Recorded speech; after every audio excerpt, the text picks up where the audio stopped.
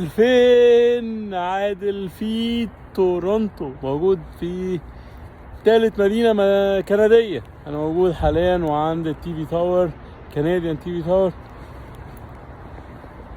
كنت أتمنى إن كندا تبقى أكبر، أحلى من كده. يعني أنا أعتقد يعني ممكن أسميها أكذوبة كبيرة صراحة. أنا كنت جاي وفي دماغي أحلام، أنا هشوف بلد ما شفتهاش في الدنيا. متخيل ان انا هشوف بلد ما فيش زيها اتنين. متخيل ان انا هشوف بلد اعلى رواتب في الدنيا، وبلد الحياة هنا الناس جميلة وسعيدة والمرتبات روعة وكل حاجة. انا ما فيش الكلام ده. يعني ما اعرفش مين اللي بيقول ان كندا احلى مستوى معيشة في العالم والناس كلها. طب اللي جاي نفسه يعيش في كندا يعمل ايه؟ مش عارف صراحة.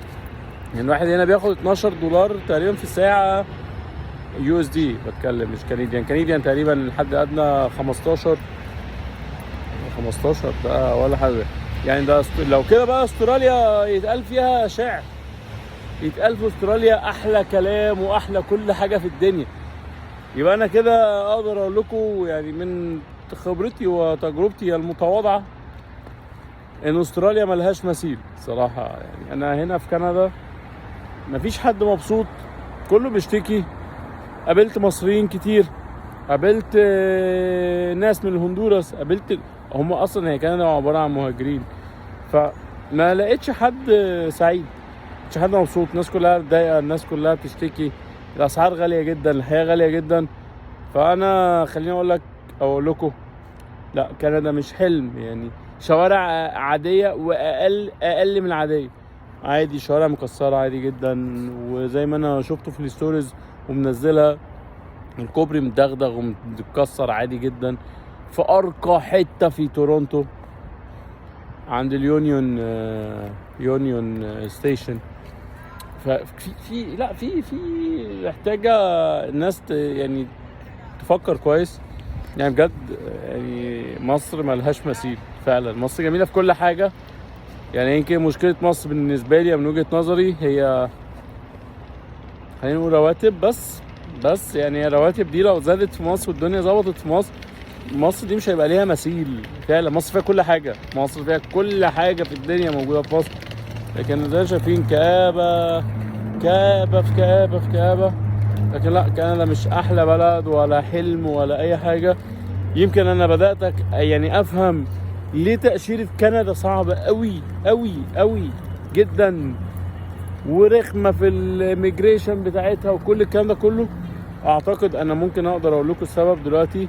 لان كندا الاساسي هي مدخل الى امريكا، هي المدخل، هي البوابة الى امريكا.